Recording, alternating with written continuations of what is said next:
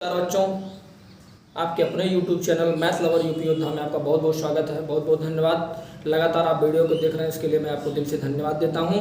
और लगातार अगर आप ऐसे वीडियो को देखते रहेंगे तो आपके जीवन में वो सब चीज़ें, वो सारी सफलताएं आपको मिलेंगी जो आप चाहते हैं। तो आप वीडियो में ऐसे बने रहेंगे, ऐसे लगातार देखते रहेंगे। मैं एक एक नया कंटेंट आपके सामने लाऊंगा, नई नए चीज़ों को मैं आपको बताऊंगा। और जो भी बताऊंगा एकदम बेसिक तरीके से मैं बताऊंगा, जिससे आपको बातें एकदम क्लियरिटी से समझ में आए। आज मैं एकदम आपको एक मज़ेदार टॉपिक की तरफ लेके चल रहा हूं जो क्लास 9th में है। 9th और 10th में भी जाके आपको मिलेगा, तो 9th का ही क्लास में है। और मैं इसको आज एकदम बेसिक लेवल से बताऊंगा। ध्यान देंगे आप तो आपको 10th में बहुत ही लाभकारी होगा। इसलिए आज वीडियो बहुत मज़ेदार होने वाला है। चलिए मैं शुरुआत करता हूँ। टॉपिक का नाम लिखा है, ध्यान देंगे, ग्रीन बोर्ड पे आपका ध्यान रहे, लिखा है निर्देशांक ज्यामिति। निर्देशांक का मतलब निर्देशित करता है, ज्यामिति का मतलब है मापन, मिति का मतलब है मापन। किसी वस्तु की जो स्थिति होती है, किसी वस्तु की स्थिति को दर्शाता है। कोई वस्तु की जो एक्चुअल स्थिति है उसको दर्शाने के लिए हम निर्देशांक ज्यामिति का प्रयोग करते हैं। मैं आपके सामने ये 4 तरह का बॉक्स बना के तैयार किया हूँ, ध्यान देंगे। यह एक्सिस है आपका, ये एक्स अक्ष है, ये एक्स डैश है, ये वाई है, ये वाई डैश है। आप जानिए ये जो बीच में है ये क्या है, मूल बिंदु। और इधर जो होता है, इधर 1 2 3 4, मानिए 1 2 3 4, ये होता है धनात्मक।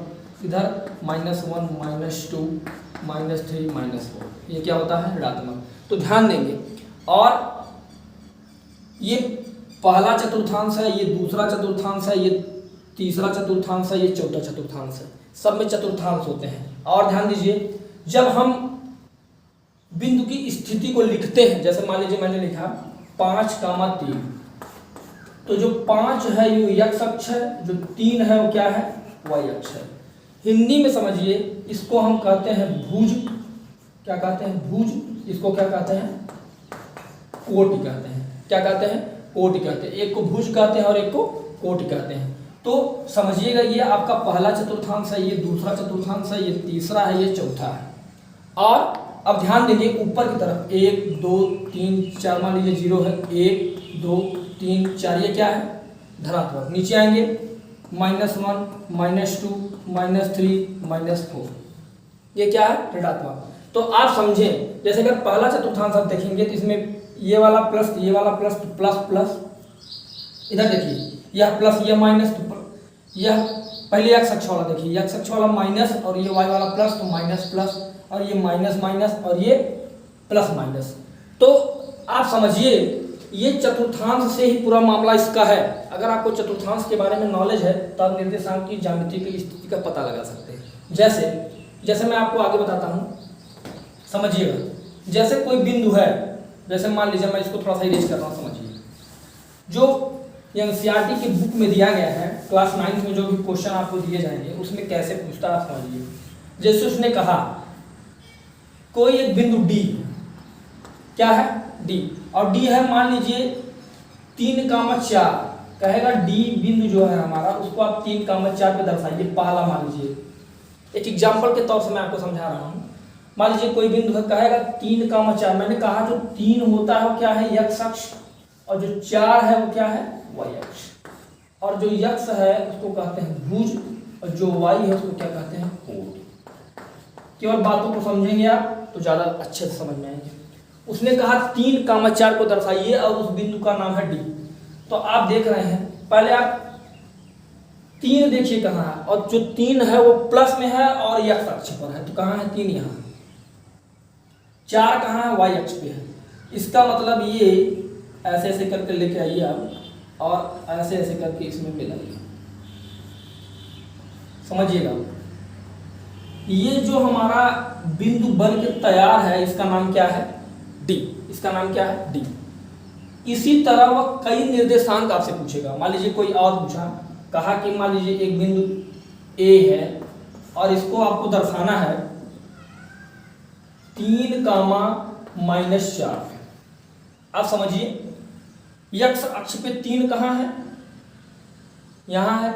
वाई अक्ष पे -4 कहाँ है, -4 यहाँ है। तो आप क्या करेंगे, ऐसे ले आके 3 पर ऐसे दर्शा देंगे, तो ये आपका कौन सा बिंदु हो जाएगा, ए।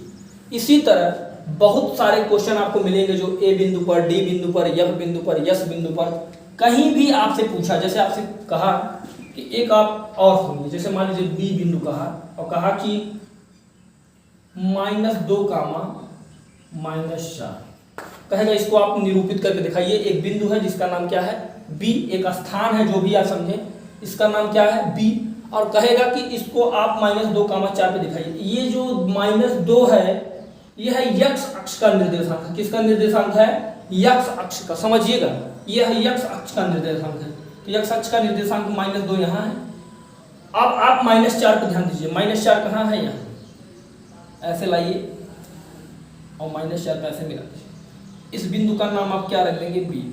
तो जो भी मैंने बनाया, चाहे मैंने बी बनाया, ए बनाया, डी बनाया, जहां जहां बिंदु की स्थिति है, जिस स्थिति में क्वेश्चन पूछता, मान लीजिए पहला क्वेश्चन, ये मान लीजिए दूसरा, ये मान लीजिए तीसरा, जहां जहां बिंदु की स्थिति के बारे में पूछता है, अगर आपको इस चतुर्थांश के बारे में नॉलेज है, आप चतुर्थांश के बारे में अच्छी तरह से समझ रहे हैं, तो आप सवाल लगा सकते हैं। और आपकी किताब में, मैं सभी देश कर रहा हूं, समझिए, आपके किताब में जैसे क्वेश्चन दिया गया है कि मान लीजिए कह रहा है कि एक चौराहा है, क्या है, चौराहा, सवाल आपकी किताब में होगा, समझिएगा, कह रहा है चौराहा है, एक सड़क है, सड़क पे एक किनारा है, ये मान लीजिए चौराहा है, सड़क पे किनारा है, चौराहा है, जहां से 4 सड़कें निकली हैं। उसने कहा कि हर दिशा में 4 सड़कें निकली हैं। मान लीजिए इस दिशा में आप आइए, 1 2 3 4, 1 2 3 4 सड़कें इधर निकली हैं। फिर कहा मूल बिंदु वाला छोड़ दीजिए आप, ये आपका मूल बिंदु है। फिर कहा कि 4 सड़कें, ये मूल बिंदु, इसको छोड़ दीजिए। फिर कहा कि 4 सड़कें इधर हैं, 1 2 3 4, 1 2 3 4, 4 सड़कें कहाँ इधर है। अब आप समझिएगा, 4 सड़कें इधर हैं, 4 सड़कें इधर हैं, 4 सड़कें इधर हैं, हर दिशा में 4 सड़कें हैं। अब आपको निर्देशांक दे देगा वो, अब आपको निर्देशांक दे देगा, तो आप उसी निर्देशांक के माध्यम से बिंदु का निरूपण कर सकते हैं। मान लीजिए ये आपका 1 है, यह 2 है, यह 3 है, यह 4 है। अब जैसे आपसे कहा, अब ये जो लिखा है ये क्या है, y अक्ष वाला है, 1 2 3 4, यह जो लिखा है क्या है, x अक्ष वाला पे है। जैसे कहा कि 3 4 को दर्शाइए, तो 3 कहाँ है, x अक्ष वाला कहाँ है, x अक्ष वाला यही है आपका, ये आपका है 3 और 4 मतलब यहाँ, इसी 3 4 आपका है। ये y अक्ष का है, सॉरी x अक्ष का है, और ये क्या है, ये जो लिखा गया है ये x अक्ष का है, और जो ये लिखा गया है क्या है, y अक्ष का। तो y अक्ष पे 4 और x अक्ष पे 3, तो 3 4 हो गया। इसी तरह मैं इरेज करता हूँ इसको, समझिएगा। निर्देशांक ज्यामिति में केवल बिंदु की स्थिति का निर्धारण अगर आप करना सीख लेंगे तो जान लीजिए आप सवाल लगा लेंगे। केवल बिंदु की स्थिति का निर्धारण करना समझिए। मान लीजिए ये आपका चतुर्थांश है, ये आपका क्या है, मूल बिंदु है, इसका नाम जो मूल बिंदु पर 0 है। अब अगर आपसे कहा, मैंने कहा कोई नाम लिखा रहेगा, कहेगा ए है, ए को आप दर्शाइए 5 3 पे। मैंने कहा यह 1 2 3 4 5, 1 2 3 4 5 बनाइए। 3 प्लस में है 1 2 3, 1 2 3, थोड़ा सा ऊपर कर देता हूँ 4। अब मान लीजिए x अक्ष है, x, और ये y है, ये y डैश। आप समझिएगा, x अक्ष पे कहा 5, तो x अक्ष पे कहा 5, तो यहाँ बन गया आपका। y अक्ष पे कहा 3, y अक्ष पे 3 यहाँ बन गया। इसको ऐसे लाइए, 5 पर ऐसे मिला दीजिए। यह आपका जो बिंदु तैयार होगा 5 3 जो यह बिंदु तैयार हुआ, इसका नाम क्या आपने रखा, a। इसी तरह अगर कहीं भी बिंदु की स्थिति पूछता है, कहीं भी बिंदु की स्थिति पूछता है, तो आप निर्देशांक ज्यामिति के माध्यम से केवल आपको यह नॉलेज होना चाहिए कि x अक्ष पहले आएगा फिर y अक्ष आएगा। ध्यान रहे कि ये वाली जो लाइन है, ये इस रेखा को हम क्या कहते हैं, इस रेखा को हम कहते हैं क्षैतिज। क्या कहते हैं, क्षैतिज। और ये जो ये वाली रेखा है इसको कहते हैं ऊर्ध्वाधर। ठीक, एक हॉरिजॉन्टल होता है और एक क्या होता है, वर्टिकल होता है। इंग्लिश में समझिए, ऊर्ध्वाधर और क्षैतिज। तो आप ये हमेशा याद रखें कि क्षैतिज पर हमेशा x बनता है और ऊर्ध्वाधर पर हमेशा क्या बनता है, y बनता है। अगर आपके दिमाग में ये चीज़ें रहेंगी तो आप समझ लेंगे। और इसके अलावा और कुछ चीज़ जानना है कि यह प्लस में है, यह प्लस में है, यह माइनस में है, तो यह माइनस में है। दिमाग में ये चीज़ें रहनी चाहिए कि कहाँ प्लस में है, कहाँ माइनस में है। अगर ये भी चीज़ें आपको आती हैं तो आप बिंदु की स्थिति का निर्धारण अच्छे तरीके से कर सकते हैं। बहुत बहुत धन्यवाद। आज के वीडियो में इतना ही। Thank you.